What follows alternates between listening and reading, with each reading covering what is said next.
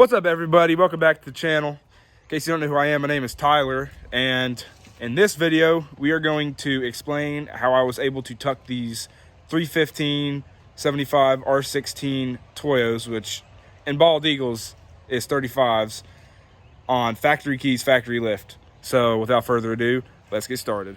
But yeah, guys, I was indeed able to tuck these 315 75 R16 Toyo open country mud terrains.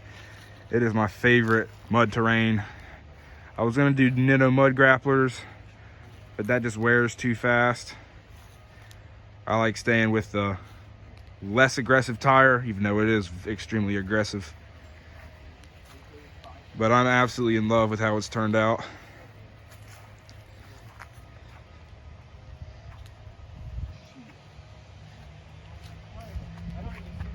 Here's a look on the driver's side.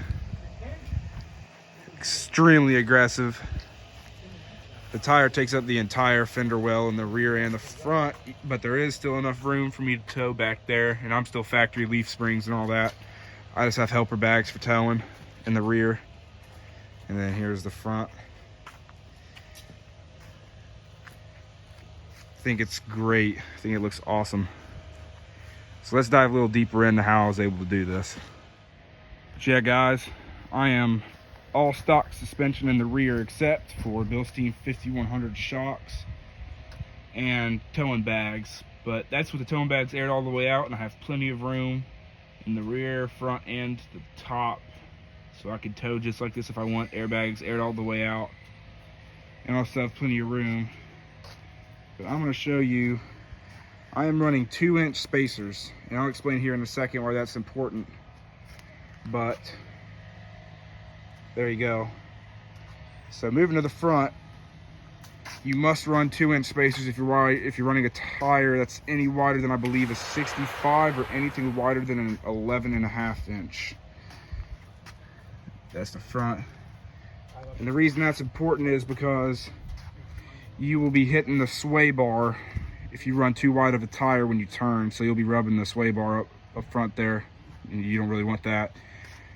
But yeah, I'm still stock keys. The keys are turned about a little bit more than an eighth of the way up. I think it's right, it's a little bit under a quarter really, but still stock keys. With the Bilstein 5100s, it rides great.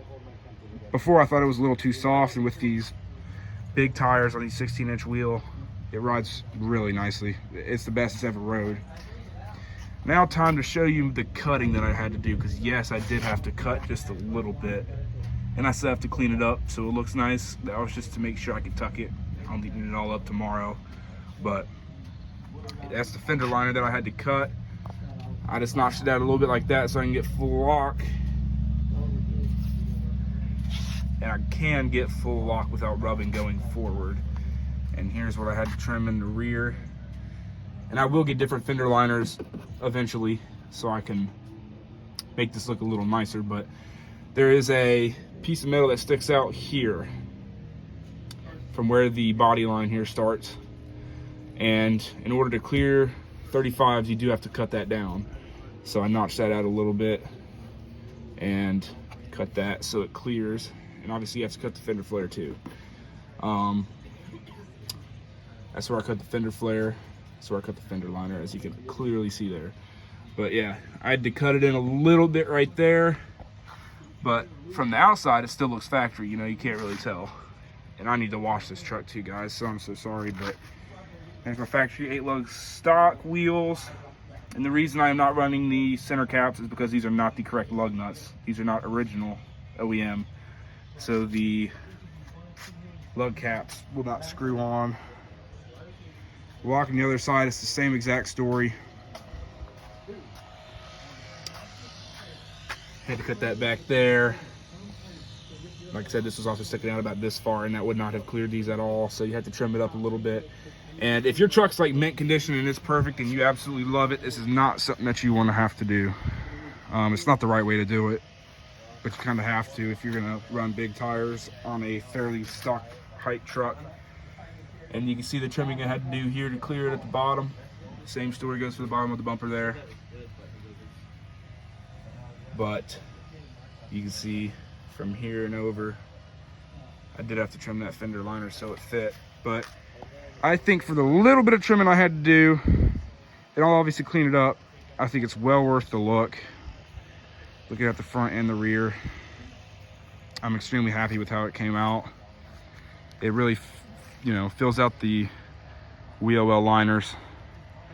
And I am pleased with how the 2-inch spacers made it look. It's not too terribly wide.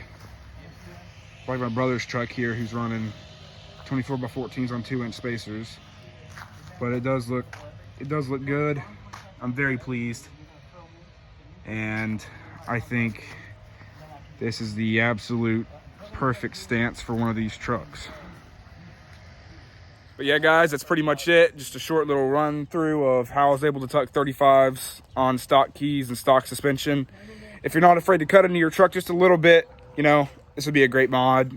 Anyone that runs wide wheels or big tires on one of these trucks knows that you're gonna have to cut into the fender anyway.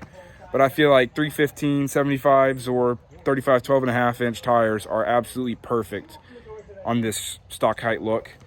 And yeah, I just wanted to share to you guys how I did it. Is it possible to run 35s on stock keys and stock height? Yes, it is. Just filling with the keys a little bit, raising the front end up just a little bit without sacrificing ride quality and wear on your front end. That's the two main things that you got to watch out for.